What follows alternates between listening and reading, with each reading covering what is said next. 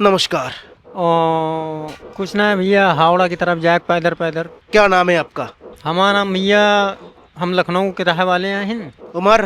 उम्र हमारा भैया है 27-28 साल है। উল্টো ডাঙার শ্রুতিকে জন্মদিনের অনেক অনেক শুভেচ্ছা জানাই। क्या हुआ था जिंदगी में जो घर परिवार छोड़ के कलकत्ता आ गया? वहाँ घर वाले कहें भैया चले जाओ पश्चिम बंगाल, हावड़ा का पुल उल देख आओ जाए। किसी के साथ प्यार था? ना है भैया, हम खाली घूमित खाई थी। উনি শুধু খায় আর ঘোরে। घर में कौन कौन है आपका? घर में हमें बहनी है चांदनी, हमारी अम्मा है रीता देवी, हमें बड़े भाई हैं कुंदन साहू। कितना दिन हुआ घर से बाहर हो? करीब 25 दिन होंगे, 25-30 दिन होंगे। पहले क्या काम करते थे?